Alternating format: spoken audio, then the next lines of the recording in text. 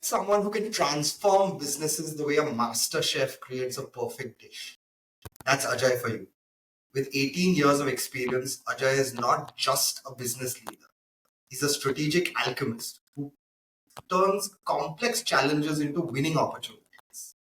At practice, he's on a mission to 10x the company's revenue while keeping clients happier than a kid at a candy store. What makes Ajay truly unique is how he blends his professional intensity with personal passion. When he's not solving critical business problems for global clients, he's traveling the world. He's done 20 countries and counting, playing cricket and using yoga to stay cool under pressure. His secret sauce? Delivering tangible results, staying calm, and never stop learning. From Gartner to startups, Ajay has the incredible ability to make businesses not just work, but thrive.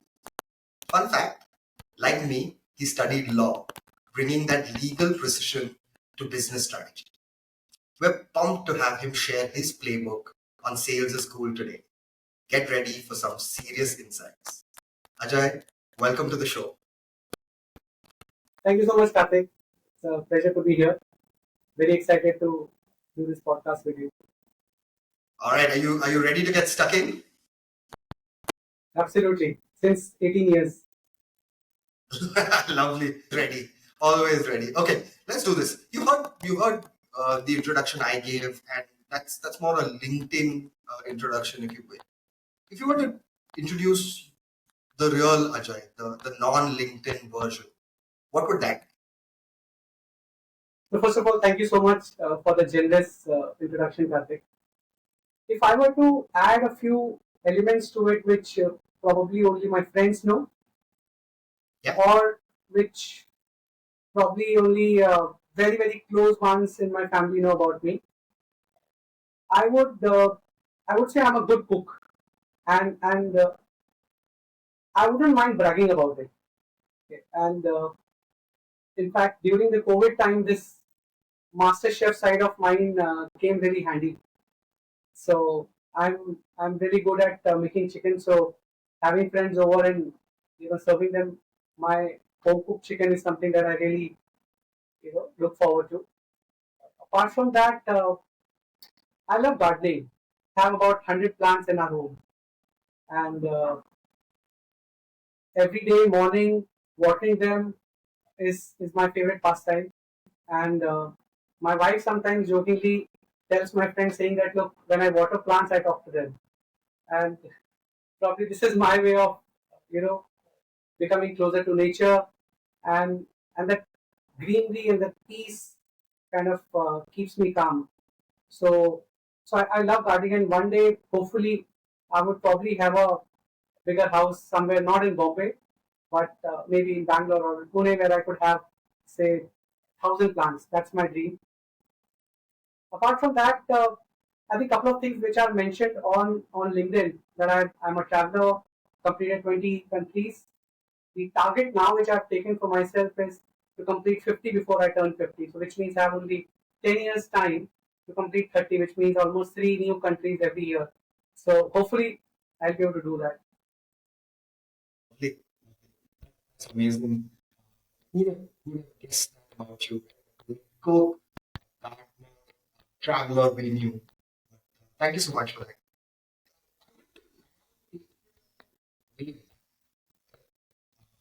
Your first job. And also the sales role after.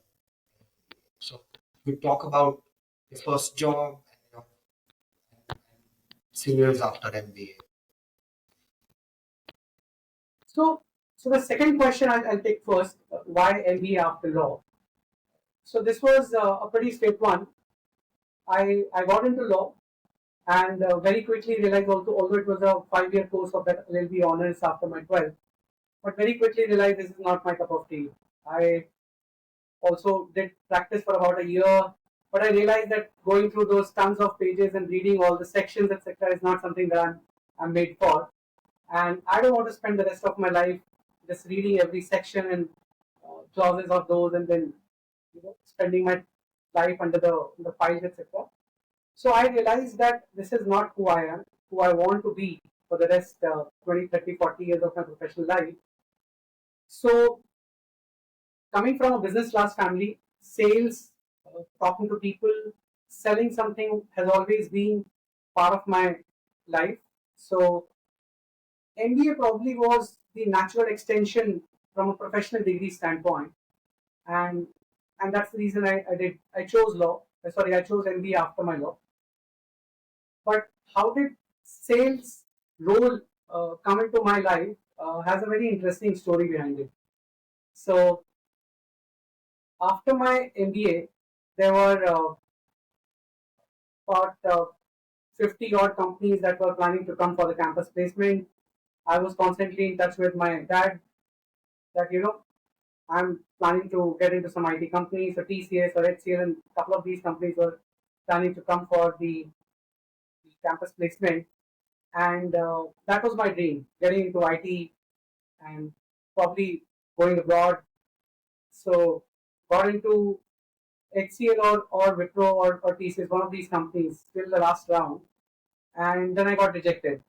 And but that rejection did not set me set me back. It actually gave me uh, a purpose to fight back. Although for a moment I was a bit agitated and irritated as to why did they reject me, and the reason was that you are not an engineer. So this was a bit funny to me because all the rounds I was still not an engineer. I was a lawyer. So how did I cross the 5 stages? They were like, "You are amazing in the communication skills, but what we are looking for is an engineer." But cutting the long story short, the other companies which were coming to my company were all in my college were all the banks. So you name the top banks at that time: Citibank, Royal Bank of Scotland, Standard Chartered, HDFC, ICICI, all of them were there. And I told my dad, look, I don't want to get into sales. This is not who I am. I can't face rejections because all these banks were always offering the investment banking roles where you'll have to sell mutual funds and insurance, etc. And I don't want to be somebody who is picking up the phone and calling my customer and saying that, look, hey, do you want a mutual fund or do you want insurance? And then 99% of the people, hang up the phone before even you are able to complete your conversation. So I always had that innate fear of rejection. So I spoke to my dad and I said that, look, I don't think I'm meant for sales. So let me find out something else. I don't want to appear on any of these interviews. My dad told me one statement at that time which turned my life completely and which changed it completely. He said that, look, if you don't want to, get into sales, you don't want to take these investment banking roles, which is absolutely fine. But just tell me one thing: if you don't appear for that interview tomorrow, will somebody else on your behalf from the college? I said yes. I said, will that person get selected? I said, most probably yes. Will that person do that job? Will that person take up that job and sell the credit card and mutual fund? I said yes. He said, if they can, why can't you? And that was the aha moment in my life which completely changed my perspective about taking challenges head on. And incidentally, 5 banks came for the interviews. I appeared for all five and I got selected in all five. Eventually, I ended up taking Royal Bank of Scotland opportunity, and that's how I got into the sales. It's such an interesting story of sometimes how one simple thing someone says can have such a exponential impact on not just that moment, on the rest of your life, right? So it's interesting that you mentioned that.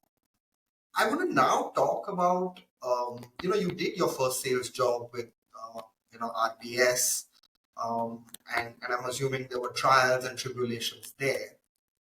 Was there a moment or a person or a particular job that made you realize that sales is now the career for you? You were meant for something like this.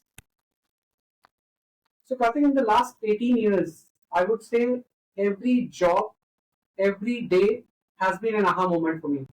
And sales, you know it better. There are ups and downs in every job, in every role, every day. But if I were to pick up say one or two aha moments, I would say I would put up probably the early, times in my career, and I'll again take the Royal Bank of Scotland give example. When I got involved, I got inside. This was a mutual fund and insurance selling role in a very fancy word, wealth managers, etc. At that time, coming with no experience of what mutual funds are and what insurance selling is, we underwent training. And nine people from my college actually got into RBS. And I was the only one who got into the retail banking. Rest everybody got into the HNI selling. So at that moment, it looked like their job was much easier because they were dealing with HNIs and I was dealing with retail. And within the first 3 months, I realized that there was heavy churn on the HNI side. So there were about five people who already quit within the first 3 months in the HNI because they were not able to sell.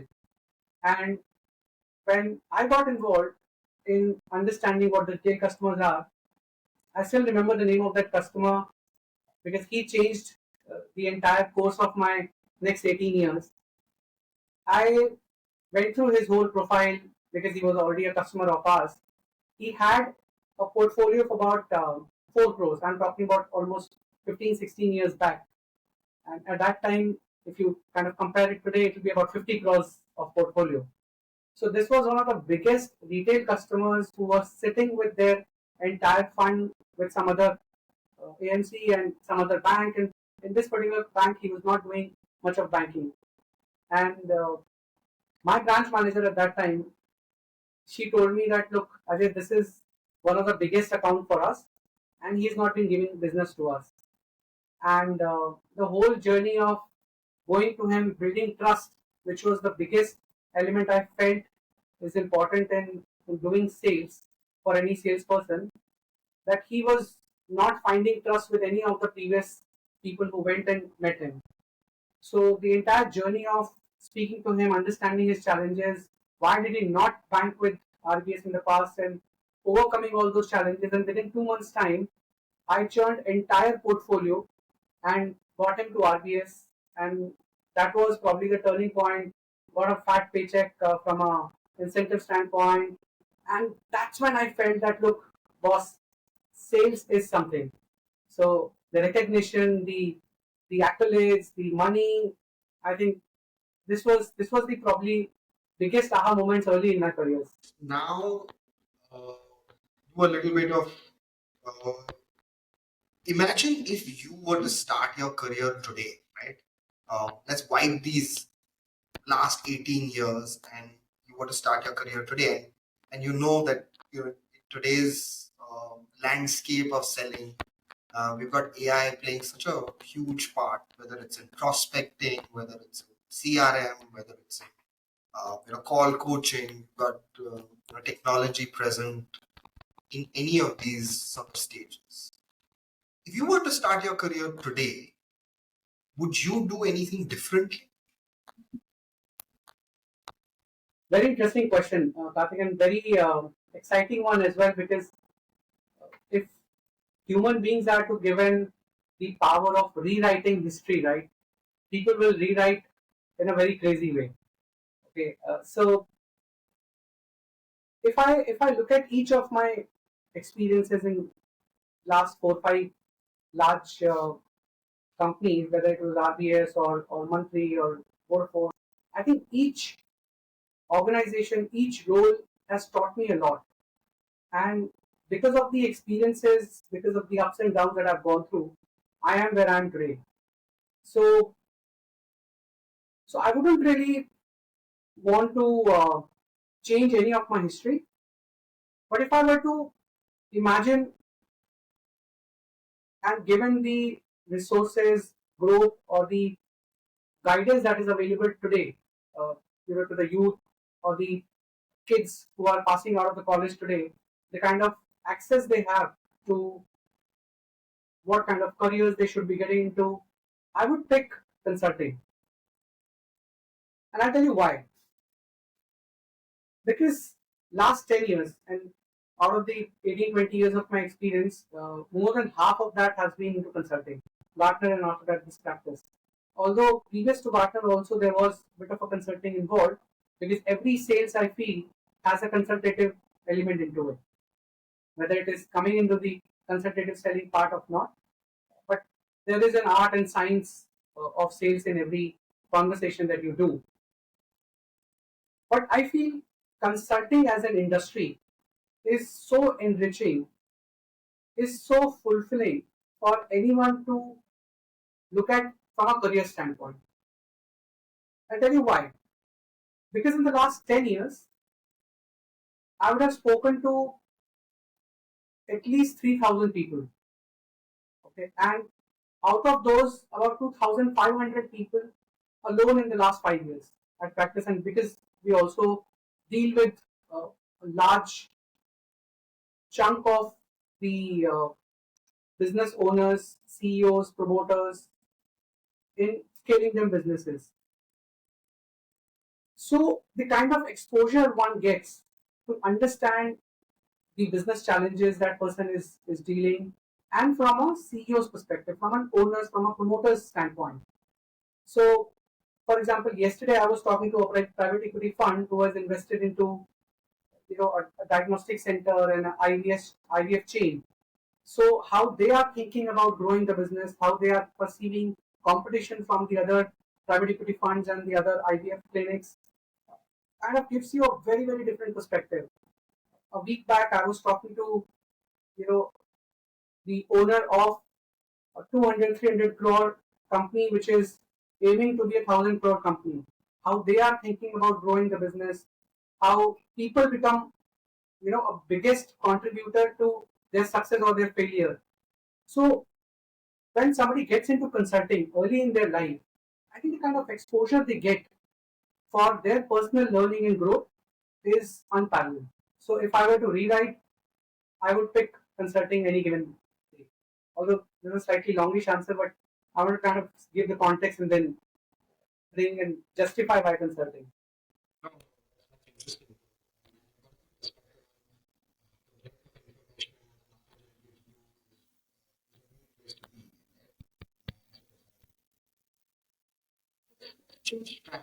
Let's talk about Ajay, the sales leader.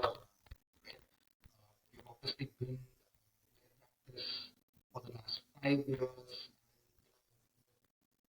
You've been someone who's very influential in growing their business. And I'm assuming you didn't do this on your own. You had a team that you worked with to help you get there. What do you look for when you look to hire a sales professional?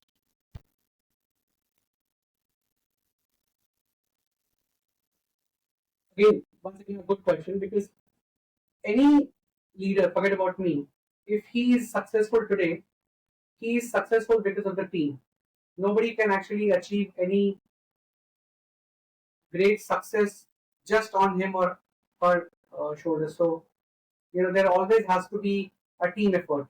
And so was the case with practice as well. So there was a huge team that kind of contributed to where we are today. And we are not even scratched the surface. We are aiming to be $1 billion organization by 2030, and we are on course to kind of achieving that in the next 6 years' time. Now, coming back to your second question, which is what do I look for somebody who is getting into sales and when I'm interviewing them? So there are two parameters to it. One, all the basic checks that you check, whether presentation skills, communication skills, the the understanding about the product or the solutions, etc. Although that's not mandatory for us, for me particularly, even if the person is not from the same industry. But I think one thing particularly that I look for is how curious the person is, how well prepared the person is when he is coming up for the interview. How many questions is he asking about the role, about the organization? And this cannot be saying and asking very rudimentary questions in terms of what do you guys do, and how do you sell, etc. So there has to be a minimum level of preparation that the individual must have done before turning up for the interview. And after that, how smart questions He's asking about the role, about the company, about the growth. So I think for me, curiosity and preparation becomes paramount over anything above. Even if the person is coming with tons of accolades and the relevant experience, but if he is not prepared for the interview, so that's what I look for. Yeah, that's such an interesting way you've put it, right? Just I'm thinking, how would this person perform in a real life sales scenario when he's speaking to someone who is a business leader or a promoter? Can this person ask an interesting, curious question about their business that starts a conversation? So it's that's a lovely take on what you are looking for when you meet sales professionals. Okay, just doubling down on hiring, right? As something that is more widespread. Do you think hiring is a big challenge for business leaders? What's your experience been over your time in practice? So definitely yes, a big yes.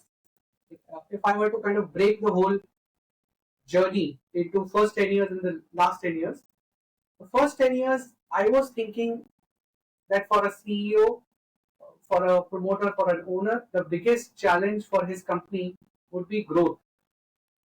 But when I got into Gartner and in practice, last 10 years, I have realized that growth probably comes at second number.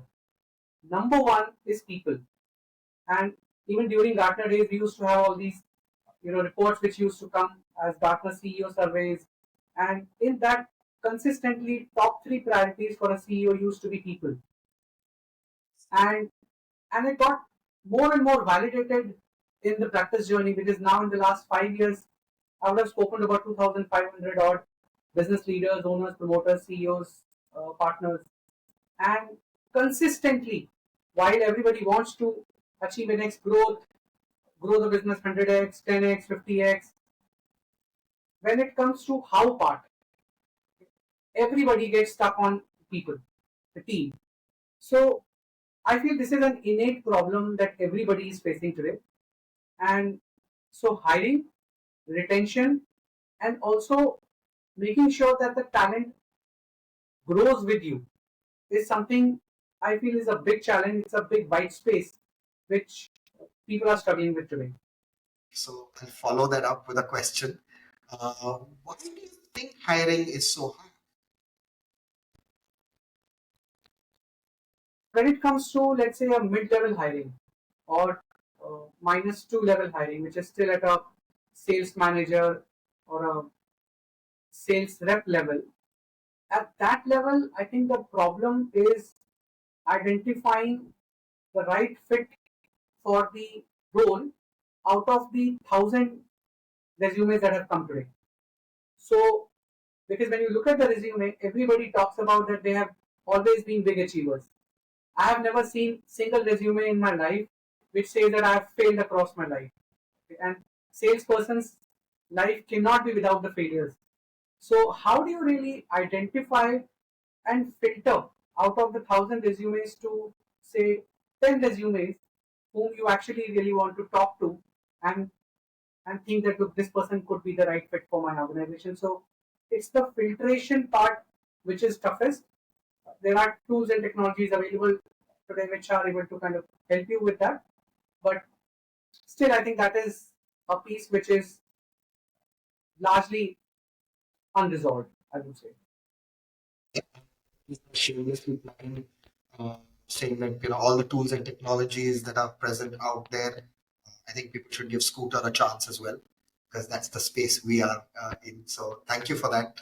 That plug in. And I think you very neatly talked about different kinds of hiring, why it's hard, and I think at a more lower level, it's the sheer applicant intensity which overwhelms the recruiters and the hiring managers before they actually get their shortlist. So that's an interesting take. It's one we um, support as well, to be honest. I'm gonna move tracks now. Okay, so Ajay, why do you think sales is cool? Sales, I feel, is like cricket. Okay, and in cricket also, it's more like Test cricket and not T20. So, interesting fact about Rahul Dravid. Rahul Dravid played about 604 innings for India. And guess out of 604 innings, how many times he did not even succeed crossing 50? 410 times, which means he failed more than he succeeded. But does that mean that he was not successful? He was probably one of the most successful Test cricketer for India. He was called, Mr. Dependable. So when somebody is loving what they do, automatically they will put in 100% in the input side. They will put in 200% on the process side, and outcome, there may be the macro and the micro reasons why something may or may not close. That's why I feel people who love input and process side will love the whole sales job, because the moment outcome is positive, you win that. The appreciation, the accolade, the money, I think it's just unparalleled. This tops the chart in terms of the excitement. But for that, somebody needs to be there for a long term. That's why I'm saying I'm comparing it with a T20, comparing it with Test cricket and not with T20.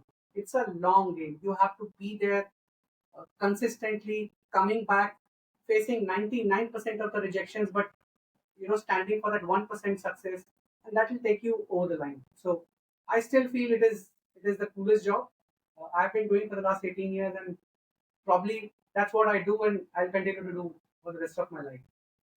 Yeah, so I think what you're saying is for someone who um, has the grit, and the perseverance, and sales is the coolest job there is. This is the rapid fire section. We've gotten about 4 questions there. The answers to which should be instinctive. Could be short, could be long, but keep it instinctive and the first thing that comes to your mind. Okay, your first question, Ajay. If you had one holiday destination to go to for the rest of your life, what would that be? It's a tough one, because I have to choose between the 20 countries that I have listed so far and the next five which are on my list. So I will choose between the 20 that I have listed so far. I would say it's a tie between Switzerland and Maldives. One kind of gives you unparalleled beauty of mountains and the serene beauty on the Switzerland side and the hills, etc. And the other one gives you the unparalleled beauty on the beach side. So it's a tie. Question two onwards. Okay, what do you prefer? A good discovery call or a good closure call? See, as a salesperson, I will always choose a good closure call. Dinner with friends or a game of cricket? So the rapid fire is not called rapid fire for a reason. So it is very difficult. Uh, so it's actually, I'll make it easier, Karthik. So I play cricket every Saturday morning, and incidentally today the turf was not available. That's why we could not play. So it's always easy. If it is dinner, it has to be with my friends. If it is cricket, it has to be in the morning. So I got escaped, I guess. Out of this one as well. Okay, uh, jack of all trades or master of one? Jack of all trades, any given day, without even thinking for a second. If we were invited to Ajay's house and you had cooked lunch for us, what would the meal look 100% chicken. So that's what my specialty is. I, I believe you are non-vegetarian, Karthik, right? Yeah. like? So chicken, yeah. So no, why I kind of double check this, because in the last 5 years you might have turned vegetarian or vegan, but I just wanted to be double sure. So it has to be chicken. I think, like me, most of our listeners can't wait for an invite to your house. But for now, this has just been such a wonderful conversation.